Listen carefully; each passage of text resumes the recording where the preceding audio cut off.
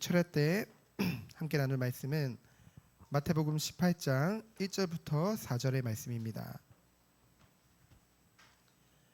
마태복음 18장 1절부터 4절의 말씀, 우리 다 같이 합독하도록 하겠습니다. 그때 제자들이 예수께 나와 이르되 천국에서는 누가 크니이까? 예수께서 한 어린 아이들을 불러 그들 가운데 세우시고 이르시되 진실로 너희에게 이르노니 너희가 돌이켜 어린 아이들과 같이 되지 아니하면 결단코 천국에 들어가지 못하리라. 그러므로 누구든지 이 어린아이와 같이 자기를 낮추는 사람이 천국에서 큰 자니라. 아멘. 우리 철야 때 함께 나누는 말씀의 제목은 한 영혼을 귀히 여기는 교회입니다. 마태복음 17장의 마지막 부분을 보면은 이제 성전세 논란이 있었죠. 그때 예수님께서는 우리에게 무엇을 보여주셨습니까? 겸손의 본을 보여주신 것입니다. 왜 그러냐? 예수님은 살아계신 하나님의 아들이시거든요. 그 근본 본체가 하나님이십니다. 그래서요, 그 성전세를 납부할 의무가 없다는 것이죠. 하지만 예수님께서는 그 성전세를 드렸죠. 왜 그렇습니까? 그들이 실족하지 않게 하기 위해서. 그런데요, 오늘 본문을 보면은 이 마가복음 9장과 누가복음 9장에 나오는 내용인데요, 이 제자들이 천국에서 누가 큰지에 대해서 오늘 본문에는 다툼이 벌어졌다고 말하지 않지만은 마가복음 9장과 누가복음 9장에 보면은 그들이 다퉜거든요. 천국에서 누가 큰지에 대해서요. 결국은 다툼의 이유가 뭡니까? 우리가 마태복음 16장 24절로 26절을 보면은 예수님께서 제자도에 대해서 말씀하셨잖아요. 자기를 부인하고 자기 십자가를 지고 오직 주만 따르는 자에 대해서 말씀하셨죠. 그리고 생명을 잃으려고 하면 얻을 것이요, 그 생명을 얻으려고 하면 잃을 것이다. 그런 말씀을 주셨는데요, 결국은요 제자들이 이러한 제자도의 본질을 놓쳤던 거예요.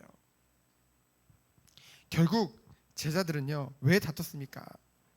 자신들의 공적으로 크고 작음이 결정된다고 믿었기 때문에, 그래서 자신들의 공적을 내세우면서 천국에서의 그런 서열을 주장했던 것이죠. 그에 반해 예수님은 오늘 1절로 4절에 보면은 무엇을 기준으로 우선순위를 정해주셨습니까? 바로 겸손을 기준으로 우선순위를 정해준 것이죠. 하나님께서는 교만한 자를 미워하십니다. 하나님은 겸손한 자를 사랑하시죠.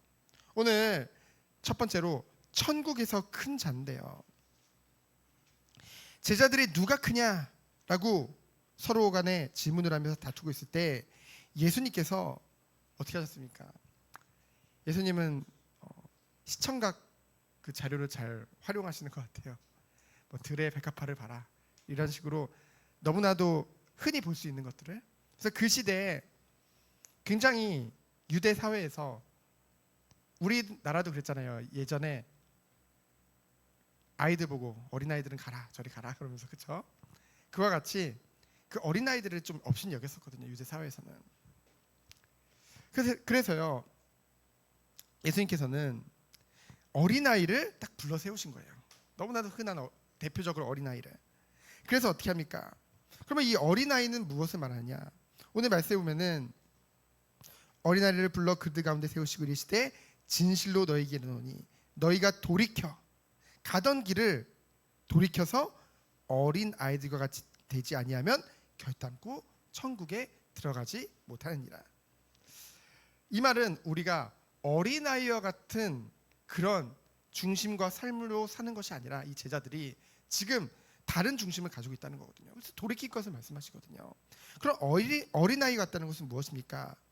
뭔가 어린아이들의 천진무구함 또는 순수함, 그런 걸 말할까요? 뭐 그런 것도 있겠지만은 여기서 말하는 것은 무엇이냐? 어린아이들은 어때요? 본질상 연약할 수밖에 없죠. 아무리 아이들이 뭐 자기는 다 컸다고 해도 부모의 손을 떠나서는 아직은 혼자의 힘으로 살 수 없습니다. 그래서 어린아이들은 어떻게 해요? 부모에게 절대 의지할 수밖에 없는 것이죠. 이와 같이 어린아이와 같다는 것은 무엇입니까? 하나님의 자녀가 하나님의 뜻에 절대 순종하며 하나님만을 오직 의지하려는 그런 믿음과 자신을 뭔가 대단하게 생각해서 그것이 지나쳐서 자신의 뭔가 의와 공적을 내세우기보다는 뭡니까? 겸손한. 어린아이들은 겸손할 수밖에 없잖아요. 못한다고 하잖아요. 우리 아이들에게 뭘 시키면은 우선 못한다고 합니다. 도전하려고 한 경우도 있지만 대부분은 못한다고 해요. 왜요? 한 번도 해본 적이 없기 때문에. 우리는 한 번도 가보지 못한 길을 가고 있죠. 하지만 하나님의 완전하신 모든 것을 아시는 주님을 의지해서 가잖아요.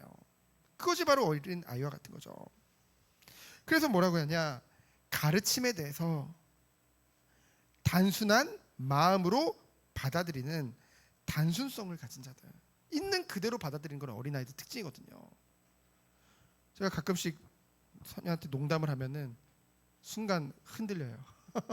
농담으로 얘기한 건데 그게 진담인 줄 알고 순간 그걸 그대로 받아들인다는 거죠. 어린아이들의 특징이 그렇습니다. 그래서 어린아이들과 같이 돼야 된다는 것은 정말로 오직 하나님만을 의지하며 그리고 그 말씀을 있는 그대로 받아들이고 그 말씀대로 인도받는 그러한 사람을 말하는 것이죠. 그러면서 뭐라고 했습니까?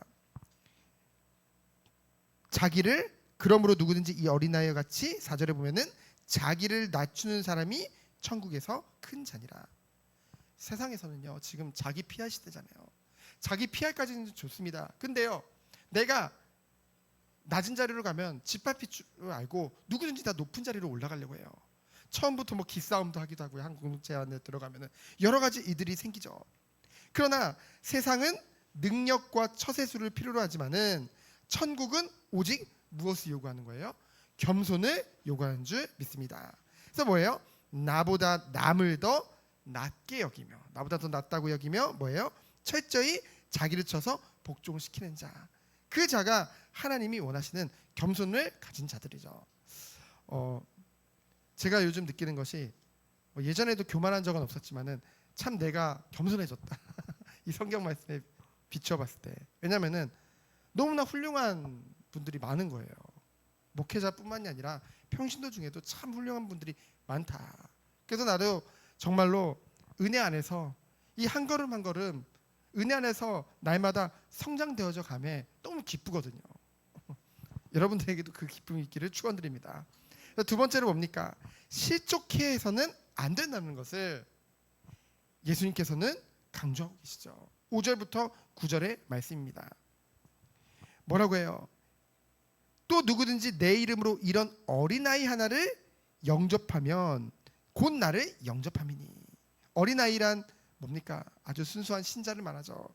그들을 영접하는 그 따뜻함, 그렇죠? 그들의 연약함을 판단하는 것이 아니라 그들의 그 연약함과 아직 어린 것을 하나님의 주님의 마음으로 따뜻하게 맞아줄 수 있는 것. 그러면서 뭐라고 합니까? 그들을 실족하게 하는 자에 대해서 이제 말씀하고 계시는데요. 이 실족하게 하는 자라는 것을 주석을 살펴보면 뭐라고 설명을 해놨냐면요. 순수한 신자를 유혹하여 그 믿음을 떨어뜨리는 행위라고 합니다. 그리고 하나님 앞에 그들이 바로 서지 못하도록 오히려 먼저 된 자들이 거친 돌이 되는 것. 그것에 대해서 하나님은 굉장히 미워하신다고 말씀하고 계세요. 그러면서도 8절로 9절에 보면은 무엇을 말씀하십니까? 성도들의 윤리에 대해서 매우 엄격할 것을 말씀하시죠.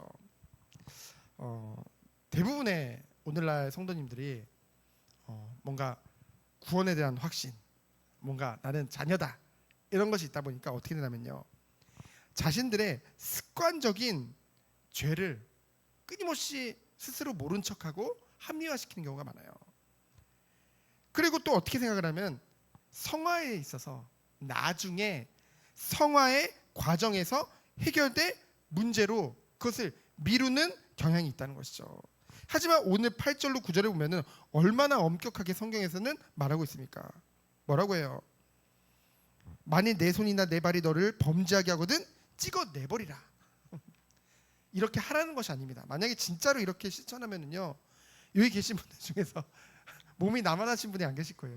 저를 비롯해서. 그렇죠?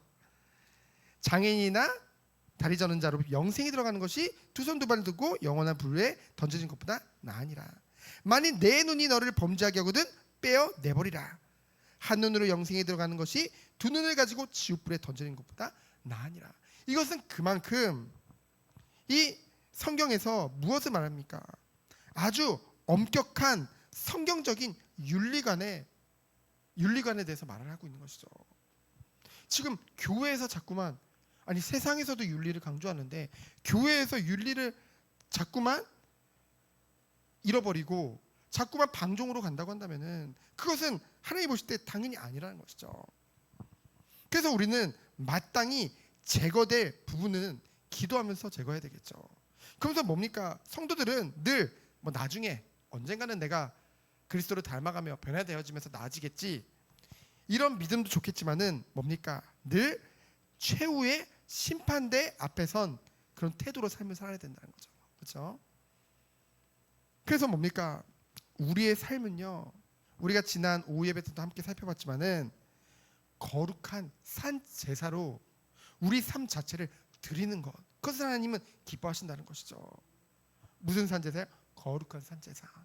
그래서 고린도전서 3장 16절에 보면은 하나님의 성령이 우리 안에 계시기 때문에 뭐예요? 하나님의 성전이요. 17절에 보면은 뭐라고 했어요? 거룩하라고 말씀하셨죠. 하나님의 성전이기 때문에. 그래서 우리들은 매일 그리고 지금 그 은혜 속에 들어가길 원합니다. 오늘 시작되어지길 원합니다. 그러면 세 번째로 무엇입니까? 작은 자 한 영혼의 중요성에 대해서 예수님께서는 10절로 14절에 말씀하고 계시죠. 여기서 작은 자는 무엇입니까? 예전 성경에는 소자라고 했는데요. 그렇죠? 이 작은 자는 어린아이만을 말하는 것이 아닙니다. 겸손한 자, 그리고 큰 자 말고 그 모든 자들을 다 말하는 것이죠. 그들을 어떻게 하라고요? 업신 여기지 말 것을 말씀하고 있습니다. 그 이유가 뭐라고 했어요? 그들의 천사들이 하늘에서 하늘에 계신 내 아버지의 얼굴을 항상 배웁니라.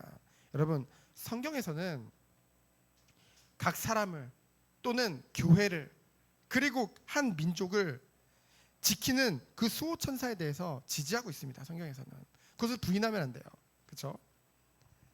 사도행전 12장 15절에 보면은 개인을, 그리고 또 계시록 1장 20절에 보면은 교회를, 그리고 다니엘서 10장 13절 12장 1절에 보면은 국가를 돕는 천사가 있다고 되어져 있죠. 근데 중요한 건 무엇입니까? 하나님께서 파송하신 거예요. 하나님이 우리 한 사람 한 사람을 지키기 위한. 그래서 그들이 어떻게 한다고요?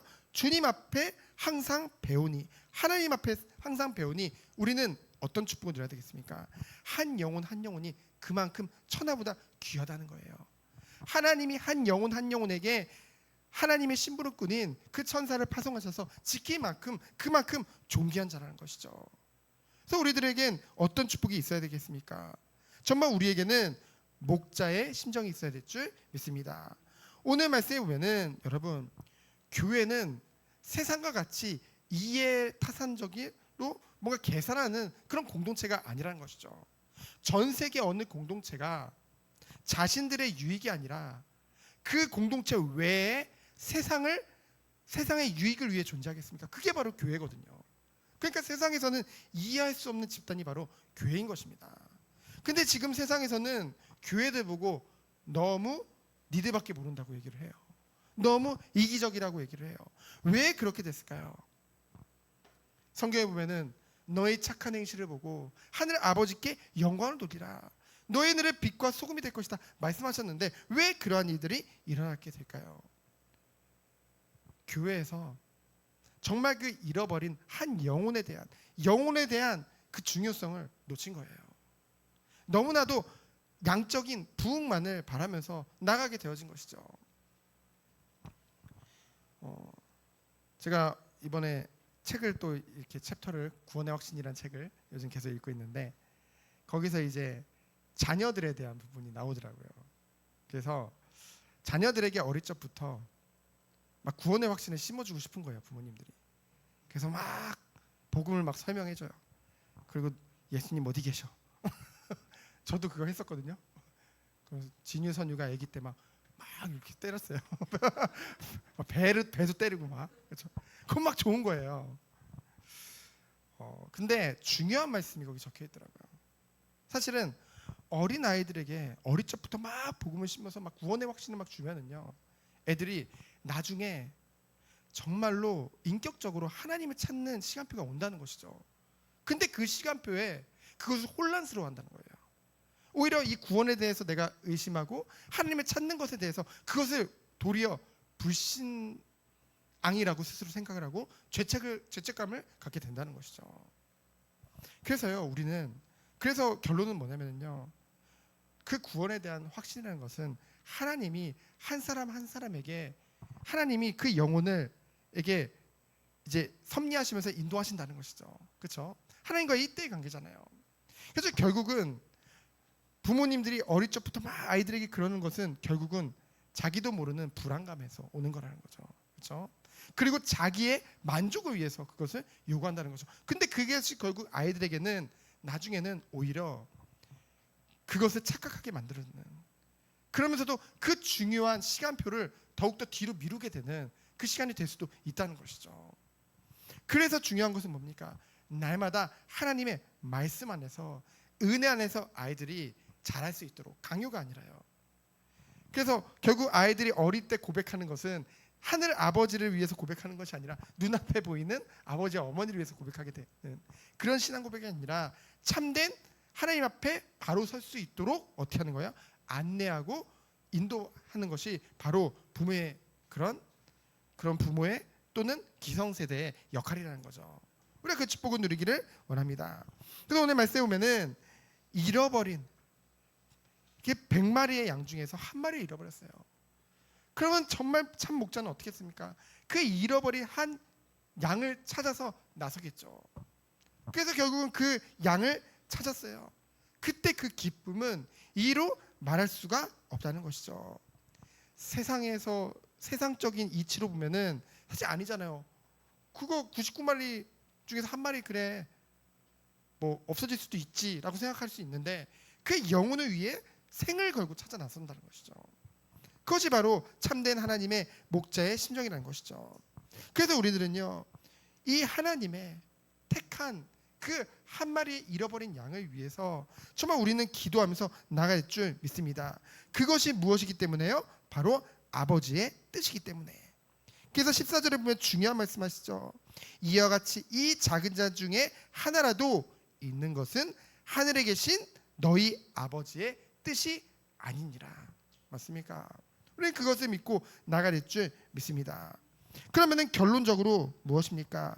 우리들은 큰 일을 하기 이전에 정말 하나님이 원하시는 것이 무엇인지 주님의 뜻을 알아야겠죠. 그 주님의 뜻을 안다고 한다면은 오늘 말씀을 통해서 하나님이 우리에게 교훈하시는 것은 무엇입니까? 하나님이 기뻐하시는 자는 겸손한 자예요. 그리스도 안에서 섬기는 자인 줄 믿습니다. 하나님께서는 우리를 낮추고 한 영혼 한 영혼을 섬기는 그런 공동체로 교회로 응답하시기 원하신다는 것이죠. 그 응답이 우리 모든 성도님들이 있기를, 그리고 우리 교회에 있기를 예수 그리스도 이름으로 축원드립니다. 시간 기도합니다. 하나님 감사합니다. 한 영혼을 귀히 여기는 그 주님의 마음이 우리의 마음이 되게 하시고 정말 교회를 양적으로 부흥시키려기보다는 한 영혼 한 영혼을 그리스도 앞에 바로 세우는 참된 교회 응답이 있도록 주께서 축복하여 주옵소서. 그러면서도 우리의 삶 속에 정말로 잃어버린 한 영혼을 찾아 나서는 그 목자의 심정을 가지고 한 영혼 한 영혼 살리는 그런 응답이 우리 모든 성도들이 있도록 주께서 축복하여 주옵소서. 살아계신 예수 그리스도 이름으로 기도합니다. 아멘.